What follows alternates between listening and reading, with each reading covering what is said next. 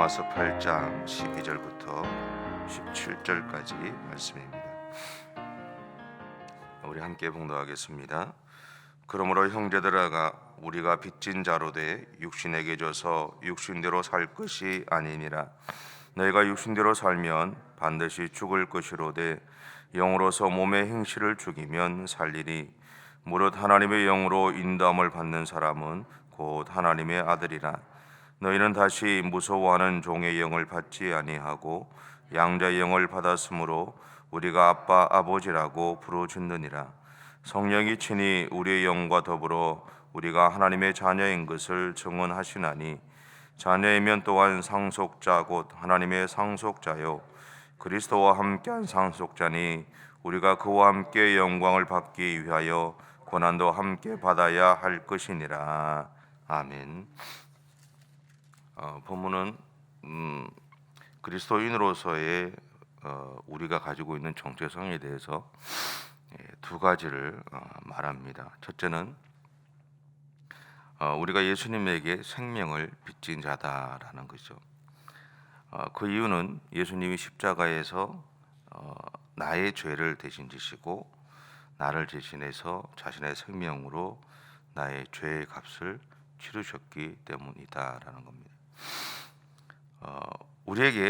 그래서 우리에게 하나님의 영으로서 이 몸의 행실을 죽이라고 권면하고 있습니다.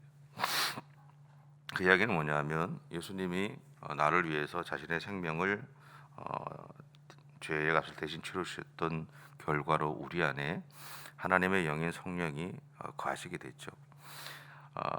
그 성령께서 우리 안에 거하심으로 인해서 우리가 살아가는 삶의 현장 속에서 또 삶의 삶 가운데서 우리가 행하게 되는 많은 일들 가운데 이전까지 그러니까 내가 예수를 알기 전까지 행했던 그 모든 삶들 했던 그 모습들을 더 이상 우리의 삶에서 행하지 말아야 되는데 그렇게 하기 위해서는 하나님의 성령의 도우심이 필요하다라는 그런 의미를 가지고 있습니다. 그렇다면 우리가 몸의 행실을 죽일 수 있는 방법은 무엇일까? 첫째는 우리 안에 있는 죄된 습관에 대해서 온 마음으로 저항하는 겁니다. 우리 안에는 우리의 삶에 보면 크든 작든 어떤 죄의 모습들 또 습관들 그런 것들 좀 가지고 있죠. 때로는 그것을 우리가 인식할 때도 있고 때로는 인식하지 못할 때도 있습니다. 그런데 그런 것들이 우리 삶에서 조금씩 늘 도사리고 있습니다. 그래서 우리로 하여금 그런 것들이 하나님을 향한 우리의 마음들을 이렇게 놓치게 만드는 결과를 낳기도 하죠. 그러니까 두 번째는 하나님의 말씀을 기억하고 그것을 나의 삶에 적용함으로써 죄로 향했던 나의 마음의 동기를 바꾸는 겁니다.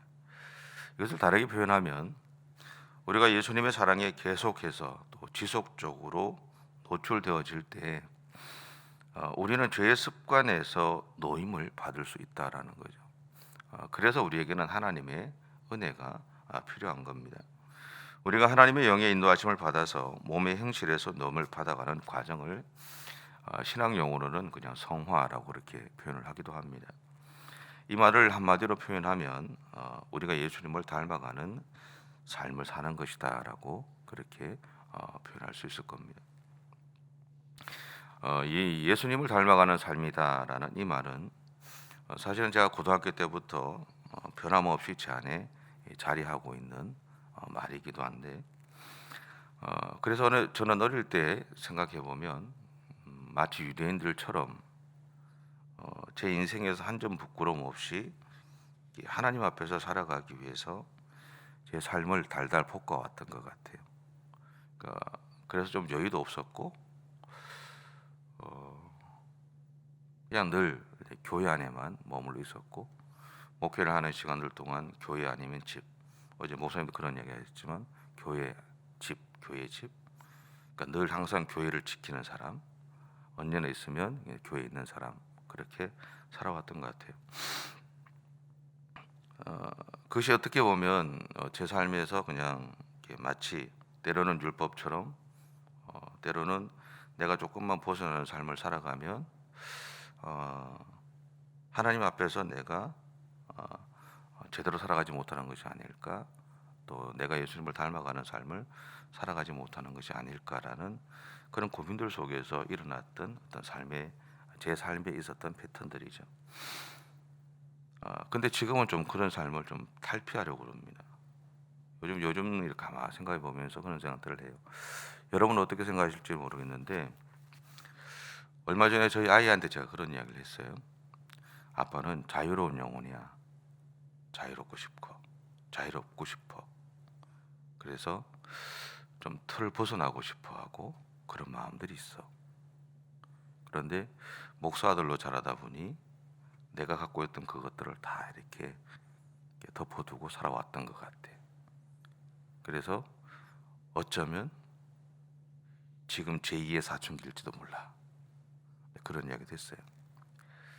여러분 어떤 생각을 가실지 모르겠지만, 그럼에도 불구하고 그런 고민들을 하고 그런 생각들을 하지만, 여전히 예수님을 닮아가는 삶은 제 자신이나 교회 공동체를 향한 제가 가지고 있는 꿈이에요, 사실은.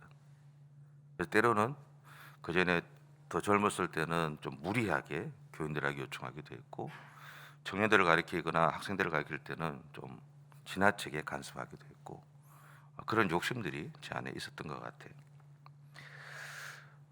그래도 여전히 조금 예전하고 좀 달라졌지만, 그래도 제가 갖고 있는, 여러분에게는 이야기하지 않아도 제 스스로에게 늘 가지고 있는 예수님을 닮아가는 삶을 살아가기 위한 끊임없는 어떤 그 모습들이 제 안에는 있어요. 그리고 아마 여러분 각자에게도 그런 모습이 있지 않을까라는 생각들을 해보게 됩니다. 그러기에 이 몸의 행실을 죽이라는 말은 내가 예수님을 알기 전에 살았던 삶의 방식에 매여 있지 않고 하나님의 영의 인도하심 안에서 하나님의 말씀에 따라 살아가기 위한 선한 싸움을 싸우라는 말이기도 합니다. 어느 목사님의 글 중에 있는 문장이 있습니다. 배를 타는 사람은 약한 파도를 기대하지만 파도를 타는 사람은 강한 파도를 기다립니다. 사실 우리가 하나님을 믿는 방식은 다 다르죠. 제가 하나님을 믿는 방식이나 또 여러분이 하나님 앞에서 여러분의 믿음의 삶을 살아가는 방식은 다 다릅니다. 그래서 우리가 가지고 있는 이 신앙의 태도나 경험도 다릅니다. 틀린 것이 아니죠. 예전에 저는 틀리다라는 이야기를 많이 했었던 사람이었어요.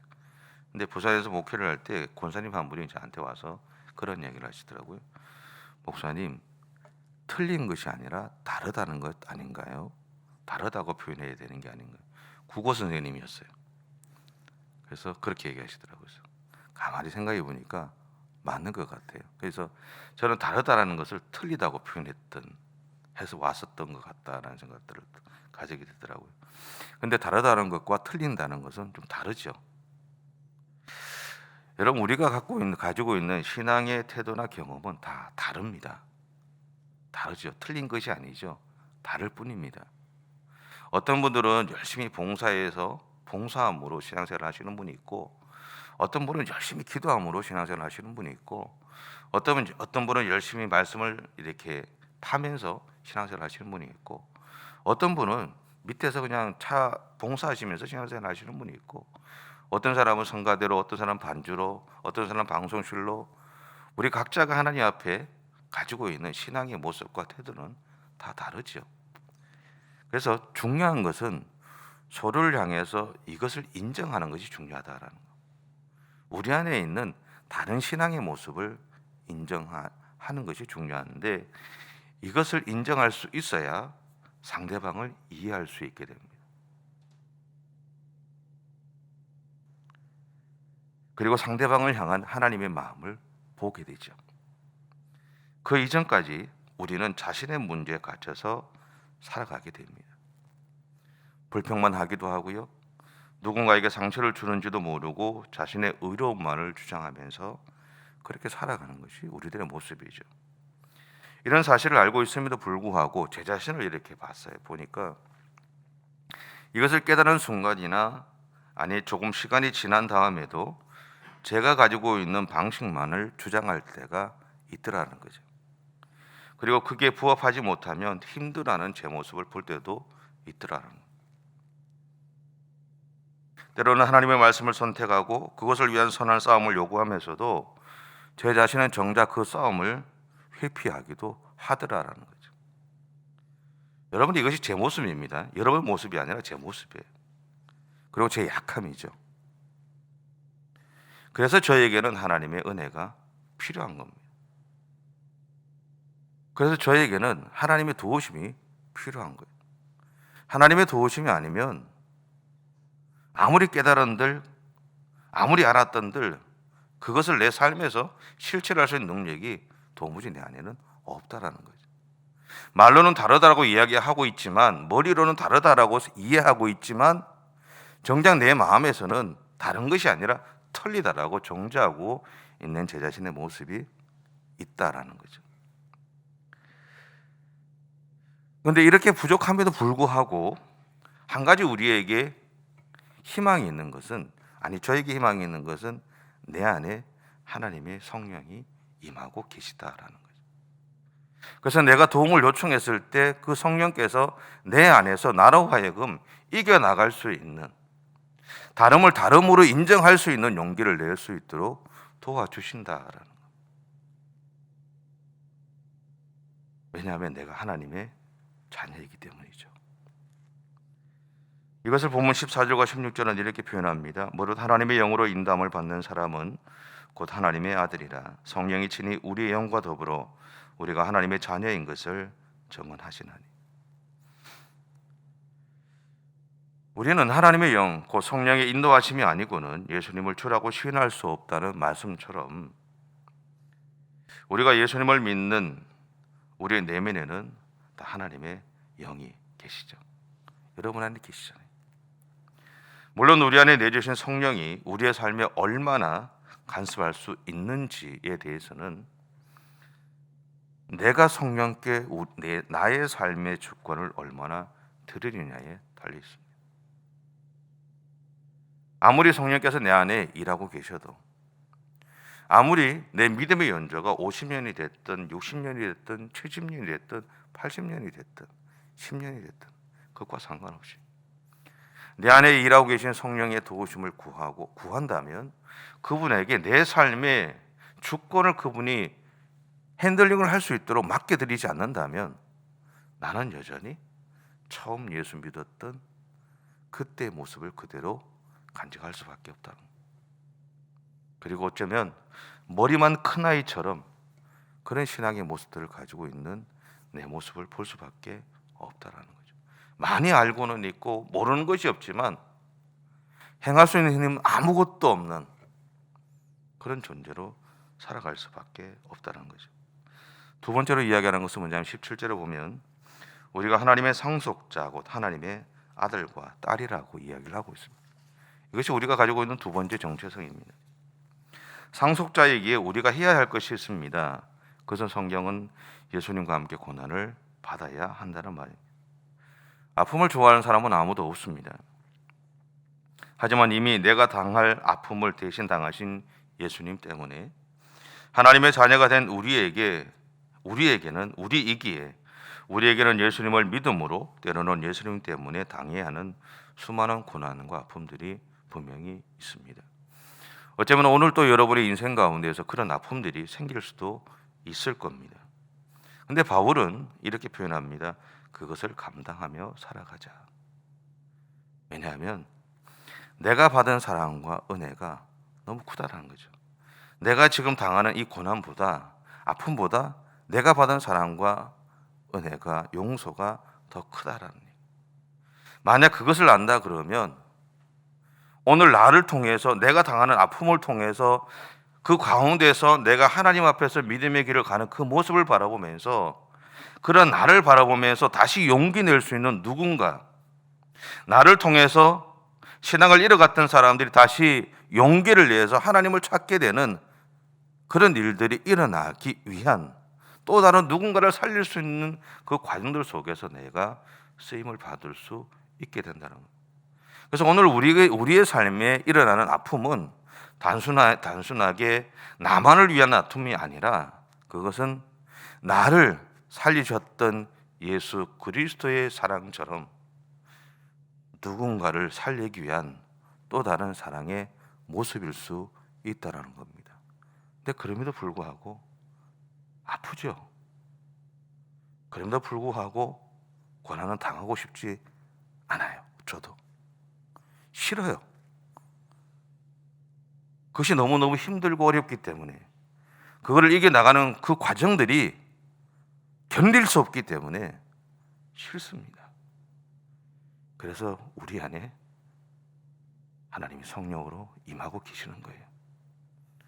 나 혼자 이겨나가기를 원하시는 것이 아니라 그분이 나를 업고 함께 이겨나가 주시겠다는 것입니다. 여러분, 오늘 하루를 살아가실 때 기억하십시오. 내가 받은 사랑과 용서가 얼마나 큰지를 잊지 마시고 서로를 향해서 사랑과 용서, 용납함으로 그렇게 여러분의 삶들 속에서 믿음의 삶을 살아가셨으면 좋겠습니다. 그리고 오늘 우리에게 일어나는 일들을 단순히 그 일만은 바라보지 마시고 그 일을 통해서 어떤 일들을 행하기를 원하시는지, 그리고 단순히 내가 아파하는 그것만이 아니라 그 아파하는 모습을 통해서 하나님 또 다른 누군가를 회복시키기를 원하시는 하나님의 뜻이 있는지 발견하셨으면 좋겠어요. 그렇게 되면 아프지만 힘들지만 때로는 진절이 쳐지는 그런 상황들이 여러분의 삶에 펼쳐질 수도 있지만 그것이 여러분에게 또 다른 위로가 될 것이고 그 과정들을 이겨나갈 수 있는 용기가 될 줄 믿습니다. 기도하겠습니다. 사랑의 주님, 감사합니다. 이 안에 큰 우리들입니다. 매 순간 하나님의 사랑과 은혜를 받고 살아갑니다. 그럼에도 우리는 우리가 받은 사랑과 은혜들은 너무나 쉽게 잊어버리죠. 단지 우리에게 생기는 또 다른 아픔과 힘듦을 겪을 때마다 절망하는 것이 우리들입니다. 주님, 우리는 우리가 겪는 아픔만을 생각하지만 어쩌면 우리는 우리가 지금 겪는 아픔보다 더 많은 사랑과 용서와 은혜들을 이미도 받은 줄 모릅니다. 하나님, 그렇게 그런 은혜들을 받고 살아가지만 그것을 잊고 살아가는 것이 우리의 모습이죠. 주님, 우리는 그렇게 연약합니다. 그러기에 오늘 또 하나님의 도우심이 필요합니다. 하나님의 인도하심이 필요합니다. 하나님의 역사하심들이 필요합니다. 주여, 오늘도 우리와 함께해 주옵소서. 우리가 걸어가는 걸음들 가운데 동행해 주시고 우리가 가야 될 그 모든 삶을 인도해 주시며 우리가 겪어야 될 그 모든 싸움 가운데 하나님 친히 우리와 함께 싸워 주시옵소서. 그래서 하나님, 오늘도 하나님과 함께 믿음의 길을 달려가는 우리 모든 성도들의 생애가 되어줄 수 있도록 하나님 역사해 주옵소서. 감사드리며 예수님의 이름으로 기도드립니다. 아멘. 하늘에 계신 우리 아버지의 이름을 거룩하게 하시며 아버지의 나라가 오게 하시며 아버지의 뜻이 하늘에서와 같이 땅에서도 이루어지게 하소서. 오늘 우리에게 일용할 양식을 주시고 우리가 우리에게 잘못한 사람을 용서하여 준 것 같이 우리 죄를 용서하여 주시고 우리를 시험에 빠지지 않게 하시고 악에서 구하소서. 나라와 권능과 영광이 영원히 아버지의 것입니다. 아멘.